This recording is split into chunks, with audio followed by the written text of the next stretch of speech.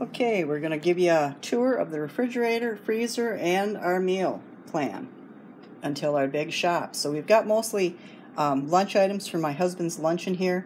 If you're wondering, well, what do you eat? Well, I eat a little bit of yogurt during the week. Sometimes I will have toast and jam as far as breakfast goes, and then dinner I will eat whatever's on the menu unless it's red meat, and then I find something else. Now, usually I go with a lettuce salad when my husband's going to have red meat, or I just figure out something on my own. I'm not sure what I'm going to do yet this week because I'm out of lettuce and I'm out of tomatoes. So, got cheese sticks and applesauce that we portion out for lunch, and the butter that's sitting there, I think that is from Aldi. That is for the cookies that I'm going to be baking for this video. Braunschweiger for lunch, water bottles for lunch, orange juice for lunch. We've got store-bought yogurt because I just haven't found the time to start the homemade yet, but we will. That'll be priority in the new year. Cream cheese for the no-bake cheesecake that I'm going to be featuring in the video. Still have eggs left from Aldi. Can of 7-Up. I've got some of my favorite yogurts that I like to have, so those are what I will eat in that. It's really good, rich Greek yogurt, which I actually really like. So that's a treat for me. We've got some apples that we got on sale. I think they were $1.19. No, they were 3 for $1 at the local Quick Trip, which is a gas station in this area. And we bought those for the rabbits. Otherwise, they get the little mini carrots that we got a while back for like $1.44. And then we've got probably about 2 pounds of potatoes in there we've had a while. And then we've still got about 5 large carrots for us to eat. And that's basically the refrigerator. Like I said, mostly lunch items and things to feed the bunnies outside. So then I'll show you the freezer. Freezer, we've still got 2 of those cheap pizzas left. I think my husband bought those probably 2 or 3 months ago, and I featured them in a haul. 1 loaf of bread left from a 2-loaf pack we got at Sam's here about a month or so ago. Some TV dinners for my husband. We've got these flour tortillas from a video that I made, how I spent. Couple of these little French breads or whatever, pizza breads that my husband has for lunch. A Christmas cake that I bought here within the last month and that to have for Christmas with guests. These are almond sticks. It's featured in a Dutch food or Dutch import type video that I do have on my channel. These are puff pastry with almond in the middle, and you bake it up, the almond melts. It's a Dutch treat, and we have that Christmas Eve and Christmas Day. And then up here in the reusable freezer bags, I have some ground meat for tacos. That's a quick meal. Some hamburger patties pre-made up, also a quick meal. Some herbs, chocolate chip cookies that I made, and lunch meat below that. And here we've got some smoked sausage that I made up that we can have with eggs. It's already cooked. And then we've got some meatballs for spaghetti and meatballs. We've got some rolls here left from Thanksgiving. Cranberry sauce that's left from Thanksgiving we're going to get through. Some gingerbread cookies, some herbs, chocolate chips that I'm going to use in the new year, and the rest are ice packs. And then as far as, and then you'll notice, I think I've shown this before, there's flour, sugar, tea, and then some macaroni, my husband's cereal. We've got spices here, and those are the pie weights, lentils, Himalayan salt, Dutch spices. Pretty sure I've shown that. That's kind of the little pantry that I've got. Of course, I got my ice cream maker by Beautiful. I have another channel where I feature myself cooking, baking, making stuff with the Beautiful appliance line that Drew Barrymore sells through Walmart. So without further ado, we've got the menu.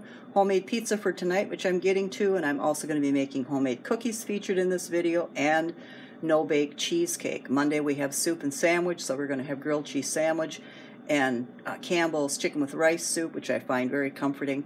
Tuesday we're going to use one of those hamburger patties and put it on a bun and have a mozzarella stick, and my husband's going to have that, and I'm not sure what I'm going to eat that night. Wednesday we're going to use some of those spaghetti meatballs and have spaghetti and meatballs. I just have the pasta and the sauce. And Thursday is that big shop that I am going to make sure I make a video of, and it's going to be out on Saturday. So without further ado, I'm going to start featuring in this video myself making those peanut butter blossom cookies step by step.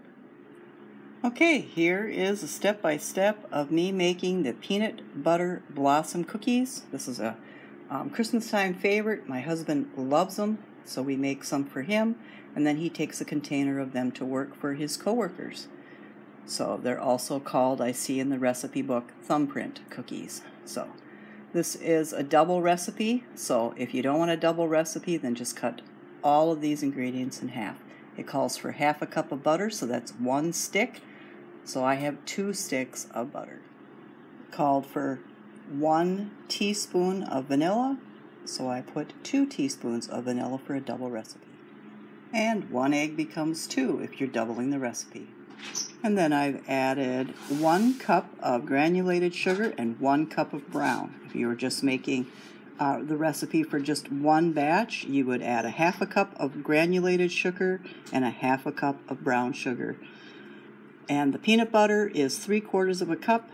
And if the recipe is double like mine is, you're going to have 1 1/4 cup of creamy peanut butter. And then we're going to cream all of this together. Okay, so if you're following along, the peanut butter blossom cookies, just a single batch. I'm just going to go over the ingredients quick. They will be in the show notes.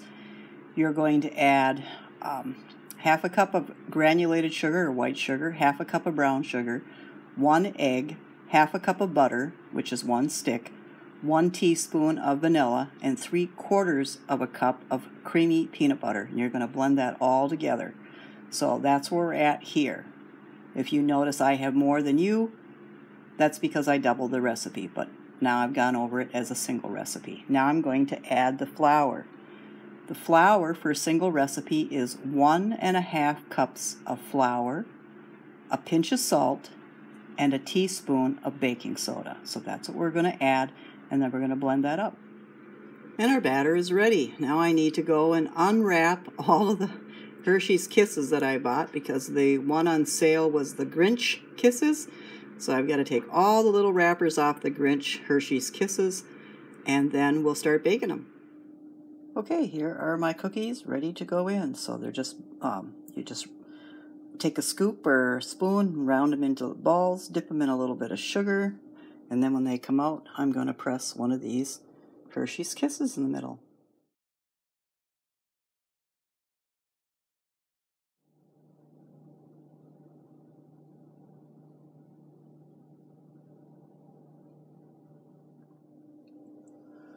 And the cookies are out. So at 375, it took about 11 minutes, just until the bottoms are like brown. I did roll them in a tiny bit of sugar as the recipe called for, but now I'm going to try the next batch without it, because I thought, even though they're sturdy enough to pick up, when you bite into them and that, they kind of fall apart towards the middle there. So I'm going to try the no sugar, because I know granulated sugar does tend to make things a little bit more, I don't know, soft or crunchy or fall apart. So I'm going to try it without the sugar in the next batch, and then I'll add that in.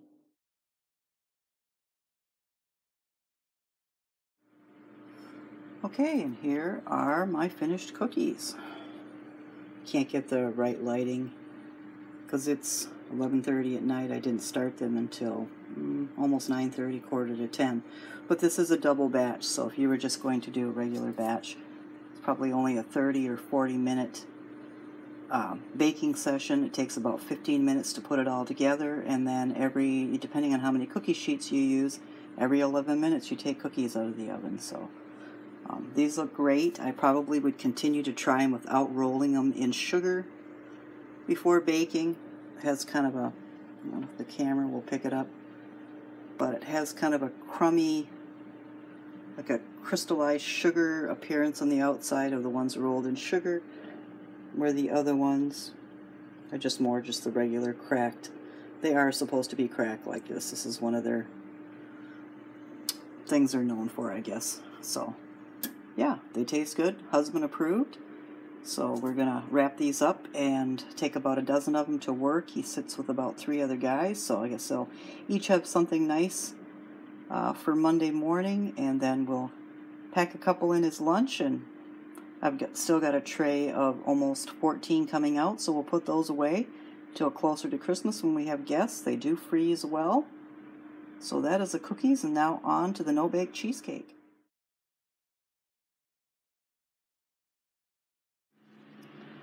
Okay, today we are going to make the no-bake lemon cheesecake. The ingredients are as follows: 12 ounces of cream cheese. So you would need 1 8-ounce and then half of this second 8-ounce. So 12 ounces of 340 grams of cream cheese, 1 8-ounce container or 226 grams of Cool Whip, half a cup or 60 grams of powdered sugar, 1 teaspoon or 5 milliliters of pure vanilla extract, 1 tablespoon or 30 milliliters of fresh lemon juice, 1 graham cracker crust, either store-bought or homemade, and pie filling. Whatever topping, cherries or blueberries or something like that. My husband doesn't like any type of topping. He in fact likes the really cheesy New York, the original New York cheesecake, but I've never been able to be successful in making that, so I've always made this no-bake, and then I've learned how to love cheesecake, and I'll just eat it plain as well, even though I really would prefer cherries. So I'll show you the ingredients: the powdered sugar, the pure vanilla extract, 2 8-ounce cream cheese. The recipe developer states to use a spatula or a whisk and a bowl rather than a stand mixer. I've got the graham cracker crust from Aldi, a very large Cool Whip, though we only need an 8-ounce container. I don't know if I mentioned it, but this is how I get my lemon juice, a real lemon, so let's get to it. Okay, so we have our Cool Whip and our cream cheese, and then I took the lemon and cut it in half, took a reamer, and I've got more than enough lemon juice, more than 1 tablespoon that's needed. And so I'm going to add my 1 tablespoon of lemon juice, and then I'm going to add my half a cup of powdered sugar, and then we're going to mix until it is mixed together, but not overmix, because as I said, the recipe developer said don't overmix or it'll lose its fluffiness. Okay, all of our ingredients are incorporated together, so all that's left is to put it into the pie plate, which I'm going to do right now. And there it is, all done. Beautiful. Looks like it's got lots of cream cheese filling. So it's going to be a nice thick piece of pie. I always decorate it with whatever extract or whatever, if I can, that was added. So in this case, lemon. So then we know there's lemon in it. If my husband wonders what's that taste or whatever he may wonder, I started doing this years ago. So all that's left now is we cover it up with, I always use the plastic lid after I take the paper that's inside out, and the glue, little glue lumps or whatever that keep it stuck to the plastic cover. And then I wash it, and then I dry it, put it over the top of this pie, and then I crimp the sides back in, and it's cover and chill for 6 hours or overnight, and then enjoy the following day. Or 6 hours if you do it in the morning, you'll be enjoying it by lunchtime or dinner time. So I'm probably going to make, with this one, I'm going to, I've frozen these before, so I'm going to freeze mine. So what I would do is I would put the plastic cover on, and then I would put it in a freezer bag, and then I would put it in the freezer that's connected to our refrigerator, because it doesn't, it freezes and it works perfectly fine, but the chest freezer just seems to get even more cold, so we don't want anything happening here, so ice crystals or anything like that. And then when I take it back out this weekend, because we're having company this weekend, I'm going to make, by that time I'll have gone grocery shopping and bought heavy whipping cream, and then I'm just going to put the heavy whipping cream, once I whip it up, into a bag, and then I'm just going to pipe it around the edges for a nice little decoration before I set it on the table and serve it. So there we have it, a no-bake lemon cheesecake. The ingredients were relatively inexpensive. I bought the crust on sale, the lemon on sale, the Cool Whip for the 16-ounce container, because I didn't know how much I was going to need because I didn't bring the recipe along. That was on sale at the local grocery store for $3.79. I already had the powdered sugar, and the cream cheese was either $1.19 or $1.99 some weeks back at Aldi before they sold out. So everything is pretty affordable. I think that I always price this out at $8 a pie, and we get 6 good size slices. And so it's an affordable and very easy and quick to make dessert. for the holidays, and we always enjoy it at Christmas time. So I've made this for next weekend for Christmas guests, and I'll make another one before Christmas, and that just for my husband and I. That's how much we love the cheesecake, and we only have it once a year at Christmas time. But this year we're having it twice because we're having guests before the big day. So there we have it. I hope you've enjoyed this video on that, with some easy cookies to make and pretty affordable, easy cheesecake to make, pretty affordable, the refrigerator tour, and then on Saturday the big grocery shop. As I said, we've saved what we could, and we've budgeted and bargained and did everything we could all year through to survive until this month, when we would finally have our grocery budget back to be able to afford to start building up our pantry and freezers and be able to afford to make holiday goods. So we have to wait until December 14th, but then there's still a few days after that before the big day, so I'll be busy cooking and baking and, like I said, building our pantry back up so we can start the new year, hopefully with a couple of pantry challenges right away in near the end of January and probably the whole month of February. So it won't be built up enough for me really to do pantry, probably more so freezer challenge to try to get that down before spring and summer come, when I'm going to be processing vegetables again. So I hope you've enjoyed it. If you did, hit the like button. If you want to see the rest of my holiday stuff, hit the subscribe button and the notification bell, and I'll see you back here on Saturday.